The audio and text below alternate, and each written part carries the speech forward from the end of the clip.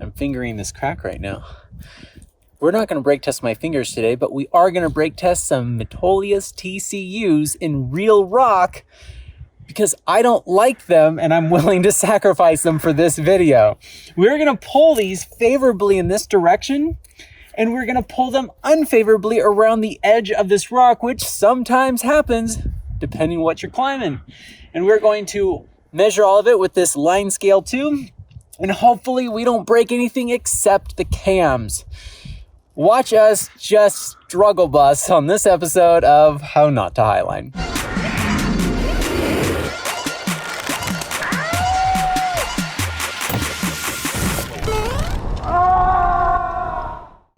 You should feel this crack, Bobby. Stick your fingers in this. I don't want to be a part of this. Oh, come on. Just one finger? I mean, that's a nice pod. Hi, I'm Ryan Jenks, and this is Bobby Hutton, who's being too serious right now. That's why you need the guy with the yellow pants in order to make things fun, right? Anyways, we are going to brake test these TCUs. Well, that's not technically a TCU because I found that one, but it goes well with my other TCUs. These are tri-cam units. There's three cams in this unit. And I have used these a lot in Yosemite over the last 15 years, but I like aliens. So I'm willing to sacrifice them in order to do some science.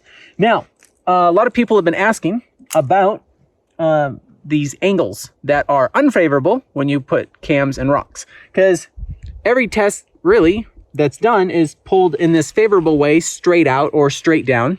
In this case, we're going to pull straight out because that's how we can pull. But we're also going to test this cam here. That's going to show what happens when we're getting kinky with our wires. So our first test is going to be a red TCU. And you can analyze the placement of this. We believe that it's a pretty good one. Leave in the comments below what you think of it because it's good for the algorithm. We're going to first attach it to the sling here.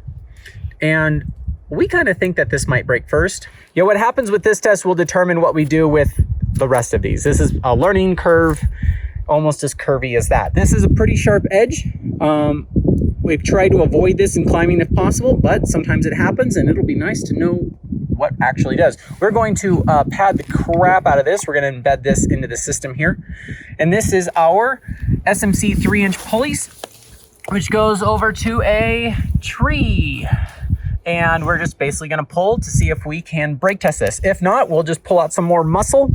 We got a lot of stuff in the van today. If no cam will go unbroken. Okay, we're all set. We installed a catcher so this thing doesn't go flying. We're going to pad the crap out of this thing. These things are important to have peak on, not hold, but peak. And we already have 0.79 kilonewtons on it. We're all locked and Bobby's all set to go.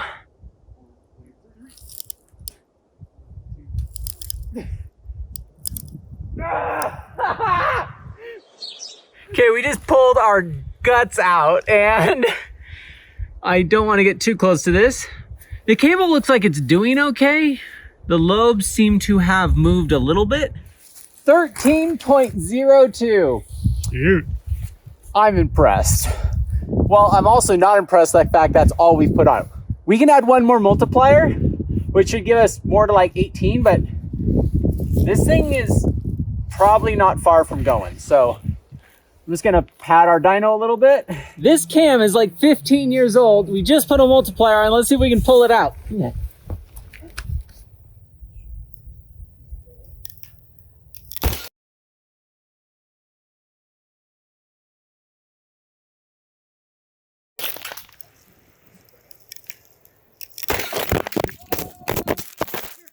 Wasn't okay.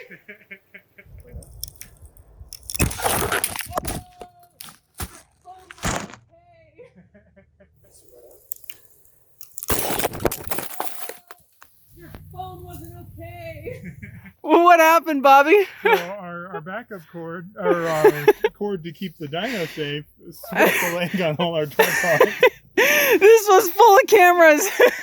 There's one there, and there, and there. There's a third. One. Oh, there's the phone right there. Damn, we were only supposed to break the cam. And all we did was break the sling. Wow, this thing isn't going anywhere. Check that out. It's the thing we actually needed to know is 15.57 kilonewtons before the 15-year-old nylon sling broke. Okay, let's break the cam now. That'll be a pretty exciting shot. Hey, this one still works. And that phone still works. Yes, and this phone still works. Woo! What was that? I don't know. Do you think the rock's opening up?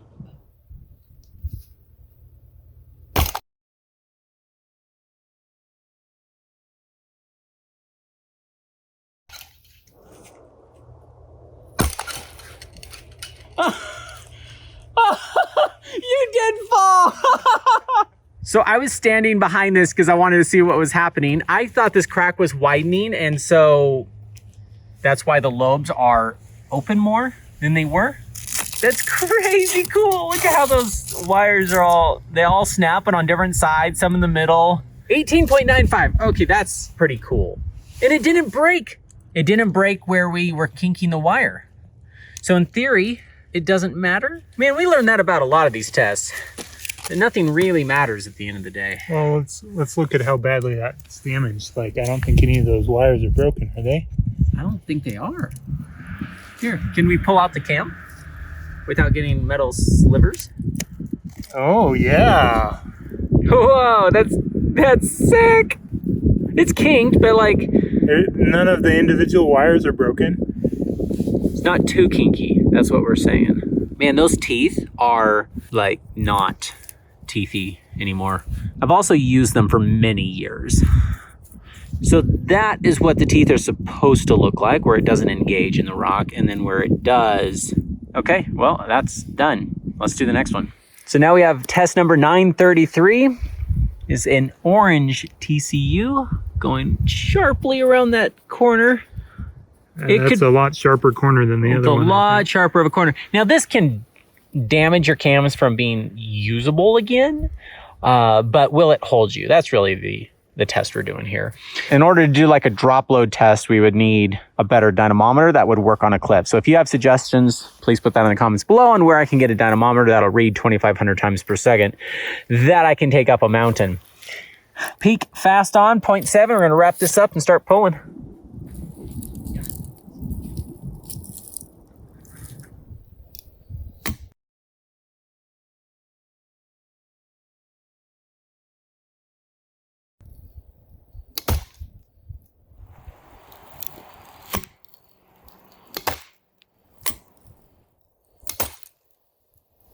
So the wires straight up broke right on that edge.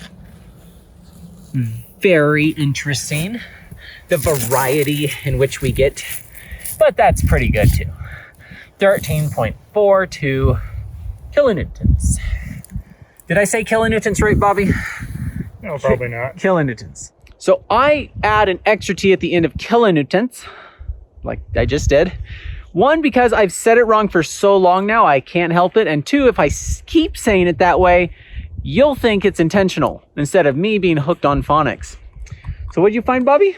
So the bar there broke. The trigger bar. Oh, because it was pretty it was really badly placed in there. Like something you wouldn't want to do. So that's how they are normal. And that's how, so where's the bar? Who knows? Did we pass the bar while we were walking over here? We'll have to check the slow-mo camera. Yeah. As if that's going to tell us anything. So we hope this cam is retrievable. I'm got a carabiner clipped into the trigger wire and pulling on the other trigger wire, but I don't have any downforce anymore to disengage. All right, what'd you get? You look genuinely proud of yourself. That was a lot of work. Now that is a brake test. That's rad.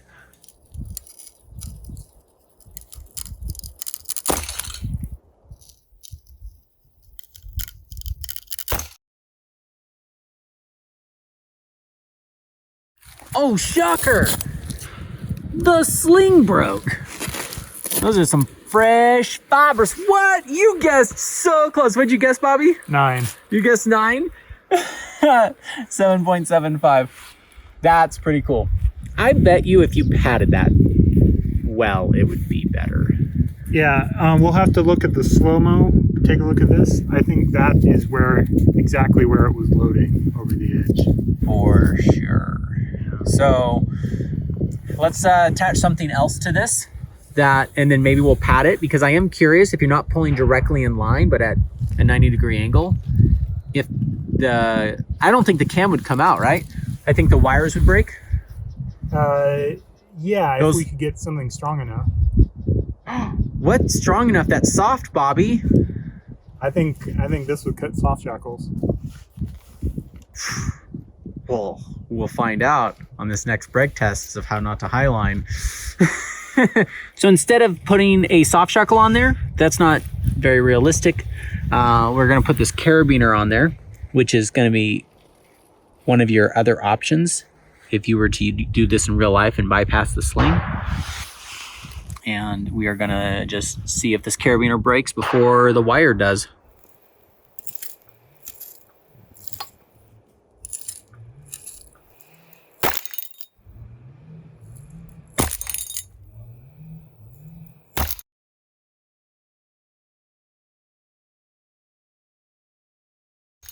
So, it broke the wires at the top of the cam, like we've been seeing quite a bit. Yeah, but it was where the carabiner was contacting it. You can see the 2 marks where it was. But this is in okay shape. Bobby, we talked about this. We're supposed to break the cams.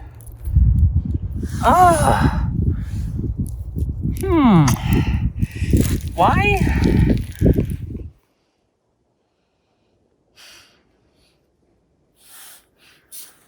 Sorry, Andy.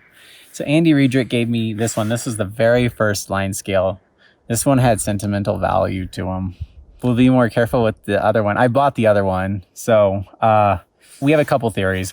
The carabiner smashed it, like went whack, or the carabiner went whack, or it basically did this because we were pulling at a full 90 degrees or like a 91 degrees and just grinding it in the rock, which is why it was so hard to get padding under it while there was like 2 kilonewtons on there while we were pre-loading it.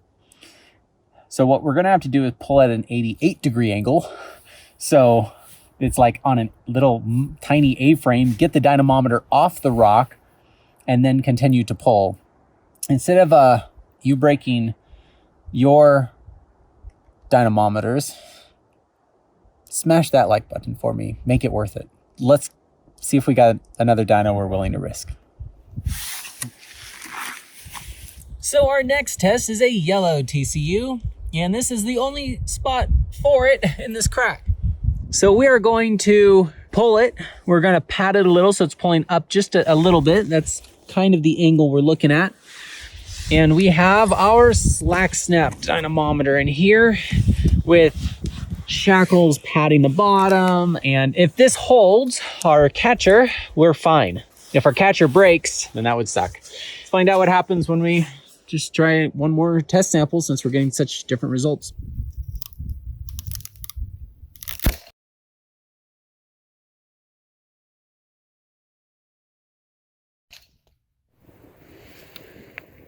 Go for it.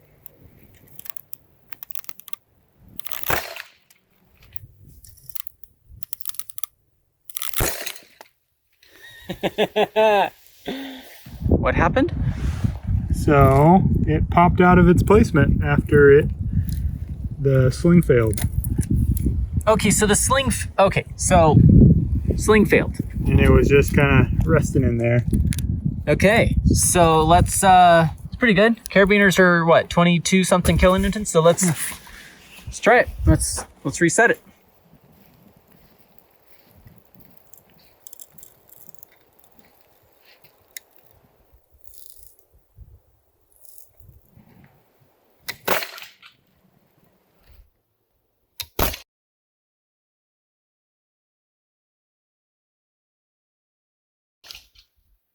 What happened? Wires broke, but the plastic stayed on.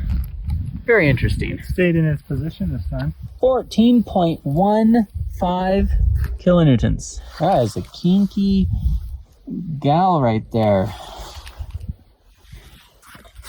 So what's really interesting is that it was kinked all the other way on the last test, and I reversed that, and we're still not seeing any of these wires loaded over the sharp edge with any cuts in them.